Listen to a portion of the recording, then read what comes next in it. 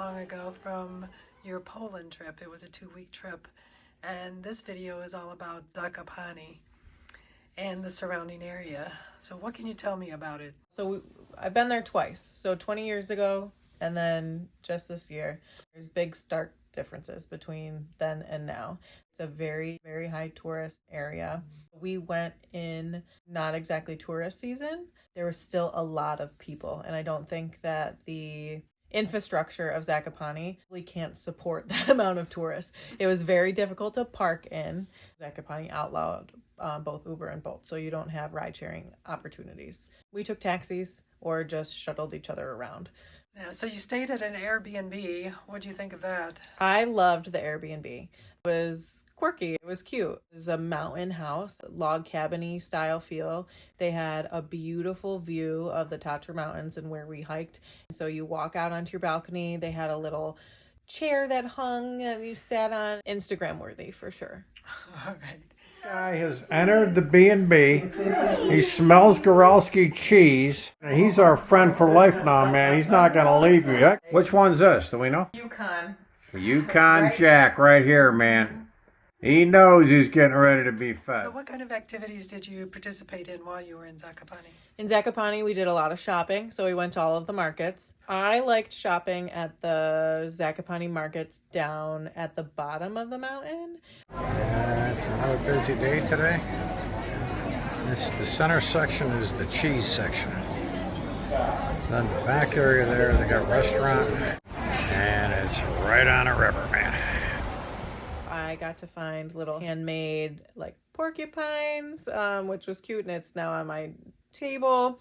The Zakopane slippers, I got 2 different pairs for myself. There's a famous street. What do you think of that street? I think it's a little overrated. There's shops that lines the whole thing. It ranges from bigger name shops, like you could tell, like that were chains, to small mom and pop shops, a bunch of restaurants. They have ice cream shops everywhere, but I wouldn't consider that any different from any of the old towns. Very similar feel to that, but instead of a town square, it's just a street. And it's a street that does not allow vehicles. Correct, yeah. So we saw a horse and buggy, but it was all people. Zakopane is known for their mountain cheese, not for me, acquired taste, but the rest of the food, fantastic. So we did all the markets.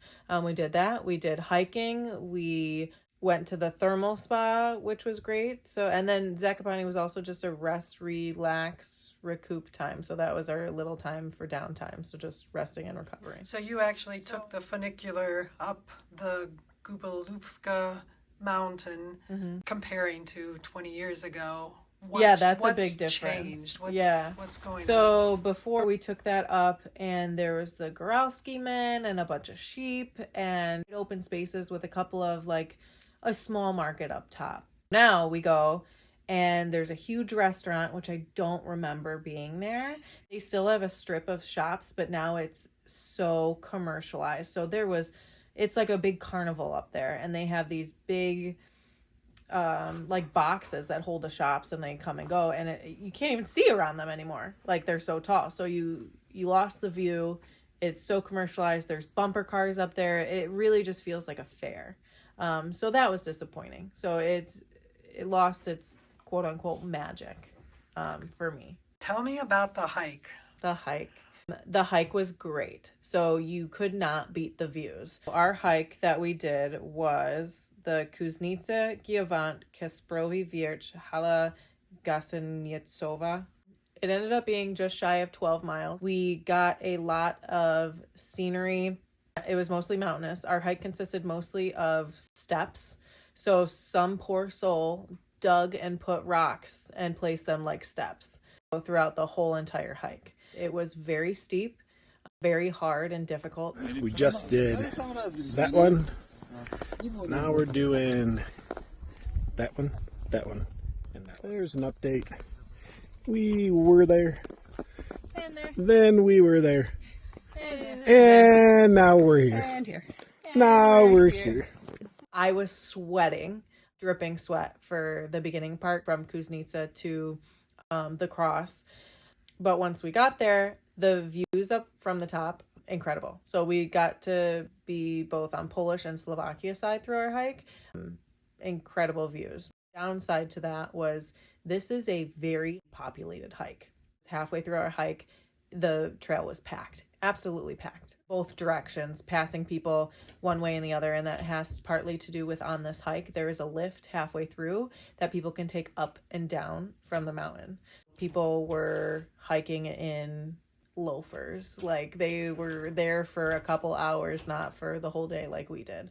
That really kind of took away from the hike a little bit just because of how much it was packed. It was definitely more packed than any other hike that I've ever been on. It was beautiful weather. We kind of lucked out, but not at the same time. So it was the perfect hiking day and everybody knew it. All right.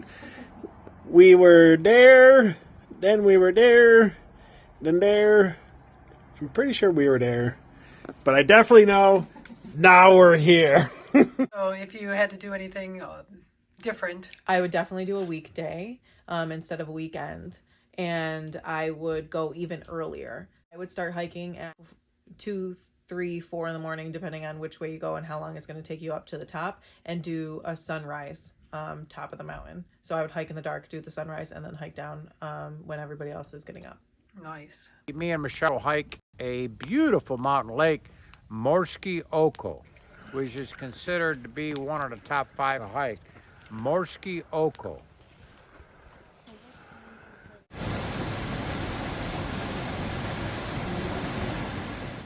Okay, me and Michelle made it. It's a long hike, 5-mile hike here to Morskie Oko, a mountain lake in the middle of the Tatra Mountain National Park. And a lot of snow runoff here. It's a beautiful, nice little lake. And we're hiking, we're about halfway around the lake right now. You can see most of the people that come here hang out right there. These are the hiking trails around Morskie Oko. A lot of flat rock. Poles laid a lot of rock down here. So it's all rock, but it's made into a trail. And you got to keep your eyes out where you're walking, or you could trip on this stuff easy. I think it's an hour on this. Okay, we're live from Morskie Oko, Poland. Me and Michelle are in the middle of the lake perimeter hike. How was it, Michelle?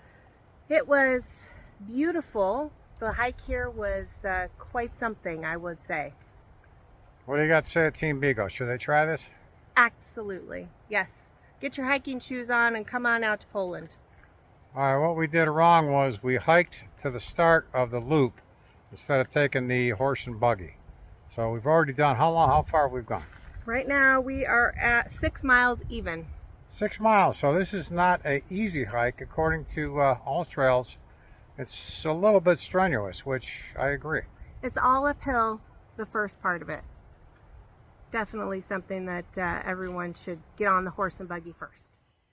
Just wanted to get on here real quick. I'm putting the video together, and Vito did mention that they probably would have done some things different had they thought things through a little bit before they did that Morskie Oko hike. So I am going to fill you in on what my recommendations are if you were to ever go up there. While you can surely do what they did, they probably put in pretty close to 6.5, 7 miles that day. I think there's some things you can do with that horse and buggy that will allow you to get some more hiking done and in less traveled areas. This is a map of the Tatra National Park area, and you can see we've got Zakopane here and the Kuznitsa hike that Sam, Melissa, and Lindsay did, which was through the Gierwand mountain range here. And the one that I'm talking about is the Morskie Oko hike that went to the famous lake. It's the 4th deepest lake in the Tatra Mountains, and it is one of the top hiking destinations in all of Poland. Some of the options of what you could do is just to take the carriage ride up to Morskie Oko, and then if you want, take it back. It'll set you behind about $40 total. It's about 100 zloty going up to the lake, 60 zloty to take you back. If you're a little bit more ambitious, while you're over here at Morskie Oko, there is a trail that goes off to another lake, Sarnista. You would be walking about 3.2 total for the day. If I would have been able to go on this trip, I would have actually taken the horse buggy ride in, and then I would have done about an 11-mile hike. It would have taken me around the Morskie Oko Lake, and then over to a few of the 5 Polish lakes, and then taken the loop back down to the road, and then just walked along the road, which is about 1.25 miles to get back to the vehicle. But beautiful hike no matter what you decide to do. You mentioned earlier there was a spa that you guys went to. We went to Zakopane's Thermal Spa, which was also formerly known as Aqua Park Zakopane.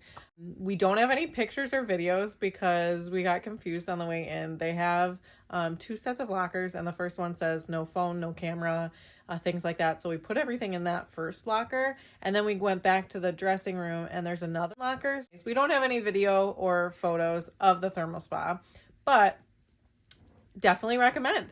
It was a different experience, so it's very family friendly. There's kids everywhere, but it was still separated. The indoor water park was mostly where the kids spent their time, but it wasn't overly crowded with screaming kids. It was open enough where you didn't really hear them much. And the slides too were kind of separate. There's like kids slides, and then there's different slides that go to the outer part, which was mostly adults. The lazy river was fun. It actually had a really quick current, so that was cool. Jets were great, like on the outside. We spent 3 hours at the thermal spa, and I think that Totally was worth fun. it. Witowextreme is a 4-wheel place in a town called Witow, W-I-T-O-W. So we did 4-wheeling up there, and it was a 3-hour 4-wheel excursion, and we rode BRP Outlanders, 2024 Outlanders. 10 out of 10.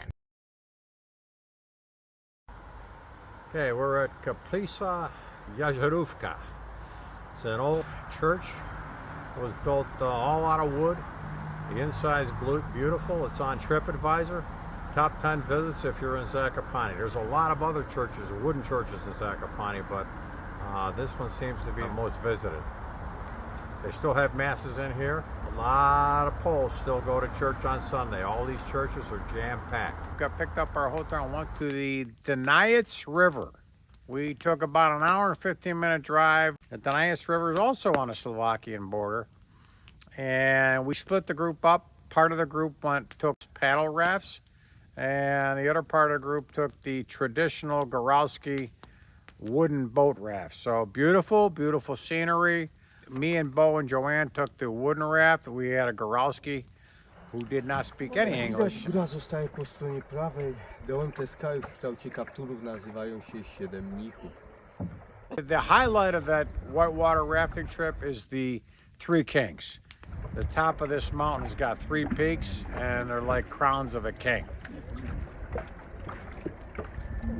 Dunajec River rafting, do not do the whitewater rafting. You are just in a life jacket on a whitewater raft, and you do nothing. It is not whitewater rafting. I did not get wet.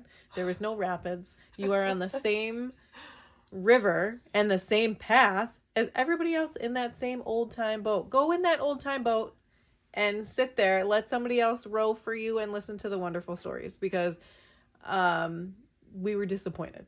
And the look that my husband gave when Michelle asked, are we on the same section as the traditional rafting? And he said, yes, we follow the same path. The look Sam gave was pure disappointment. And he continued to take off his GoPro helmet and rafting helmet and sit there sad. It was still beautiful. Our tour guide was great. He was English speaking. He had funny stories. He had a very good sense of humor. So it made it enjoyable, even though we were a little disappointed on the the level of activity. Especially with Sam, who does whitewater rafting as a guide in Western New York at times, right? Yeah. Now, do you remember doing it on the traditional boat when you came to Poland, what, 20 years ago? Yes. Although I specifically feel like we sat down and like boarded raft. So it changed my memory because my memory was false. And I did find the picture of the raft trip when we went way back when, so I will include that. Good. I'll have to look at it too and see if my memory coincides, but I don't think it does. So overall, your impression of Zakopane? Overall, I did love it. So you can't beat the scenery, but disappointing compared to now because for the past 20 years, I've idolized it based off of the scenery and what we had, and now it's very touristy. I mean, it's everybody's secret gem. They want to go there, they want to see it and experience it, but it has brought down what I feel like the experience would be. All right. So Zakopane is in the books.